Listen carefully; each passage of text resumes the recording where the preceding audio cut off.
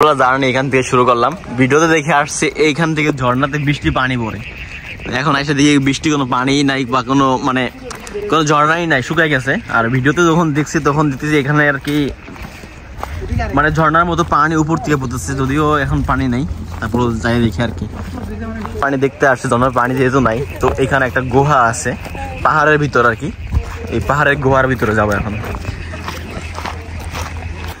পাহাড়ের গুহার ভিতর কিন্তু এই জায়গাটা একদম নিচে জায়গা না, আর সব জায়গা উঁচু, মানে একটা টুরিস্ট স্পটের মতো আর কি। এটা হচ্ছে ফ্ল্যাগ।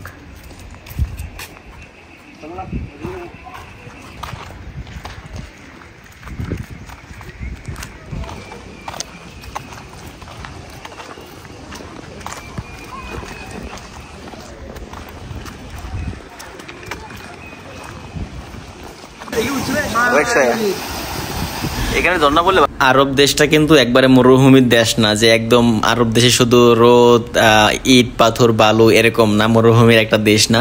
আরব দেশও কিন্তু সুন্দর একটা জায়গা আছে, যেই জায়গাটা আমাদের নবী রাসূলের কবরস্থান সমাধিস্থানও আছে। এখানে কয়েকজন নবীর কবরস্থানও আছে, যেমন বিশেষ করে ইমরান নবী, আইয়ুব নবী এবং ইউনুস নবী, ওয়াসকরণী, রহিমা বেগম, মানে অনেকেই আছে, ইসলামের বড় বড় নবী রাসূল গণরাও আছে।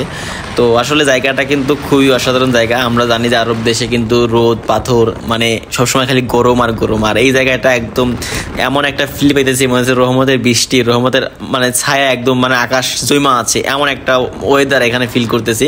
আমরা কিন্তু মাসকাট থেকে গাড়ি ড্রাইভিং করে আসছি, প্রায় 1200 কিলোমিটার গাড়ি, 1100-1200 কিলোমিটার হবে, অনেক দূরে আসছি, মাসকাট থেকে অনেক দূরে। তো একদিন জার্নি করে আসছে, আর এখানে আইসে কিন্তু দেখতেছি একদম ডিফারেন্স একটা ওয়েদার, মানে একদম ডিফারেন্স, যেহেতু মাসকাটের ভিতরে এরকম কোনো ওয়েদার পাওয়াই যায় না।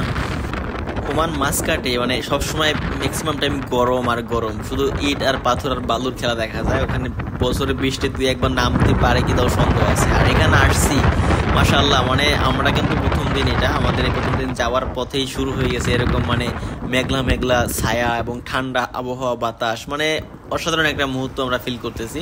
কারণ আমরা কিন্তু অনেক দীর্ঘদিন বিদেশে আছি বা মাসকাটে আছি, এখানে কিন্তু আমরা এরকম কোনো ওয়েদার বা এরকম কোনো ফিলিং পাইনি। তো আমরা যেরকম জানি যে আরব দেশ শুধু মরুভূমির দেশ, বালু ইট পাথর এরকম না, আসলে আরব দেশেও কিন্তু ভালো ভালো জায়গা আছে, যেখানে গেলে কিন্তু প্রকৃতির যে ছায়া, প্রকৃতির যে একটা ন্যাচারাল যে একটা মানে জায়গা, সেটা কিন্তু অবশ্যই আছে প্রত্যেকটা জায়গায়। তো আমরা কিন্তু আসছি এখানে ওমান সালাল্লাহ, আজকে সালাল্লাহ ঘুরে দেখবো এবং সবাইকে ঘুরে দেখানোর চেষ্টা করবো। আর আমরা কিন্তু এখানে আসছি সত্যি অসাধারণ একটা ফিল পাইতেছি, কারণ এত সুন্দর একটা ফিলিংস। আর এখানে যারা আসবেন তারা অবশ্যই গাড়ি নিয়ে আসবেন, কারণ গাড়ি ছাড়া কিন্তু এখানে মানে ঘুরতে মজা হবে না। নিজেদের পার্সোনাল গাড়ি থাকলে কিন্তু এখানে মানে প্রপারলি ভাবে ঘুরে দেখা যাবে এবং ন্যাচারাল যে মানে প্রকৃতির যে একটা ভালোবাসা বা মায়া, এটা কিন্তু আপনি ফিল করতে পারবেন বা নিতে পারবেন। তো আজকে আমরা চলে আসছি ওমান সালাল্লাহ, আর সালাল্লাহ থেকে ঘুরে ঘুরে দেখানোর চেষ্টা করবো। আর যারা যারা সালাল্লাহ আসছেন তারা তো অবশ্যই আসছেন, আর যারা যারা আসেন তারা মিস করবেন না। এই সিজনটা আপনি আসবেন, প্রত্যেকটা সিজন কিন্তু সালাল্লাহ মানে ঘোরার জন্য মানে বেস্ট থাকে। তো আপনারা সিজন দেখে আসবেন যে কোন সিজনটা বেস্ট সিজন হবে সালাল্লাহ ঘোরার জন্য, সেটা আসবেন। আর এখানে কিন্তু ম্যাক্সিমাম আরব দেশের অনেকগুলা কান্ট্রির মানুষ এখানে ঘুরতে আসে, অনেক দূর থেকে।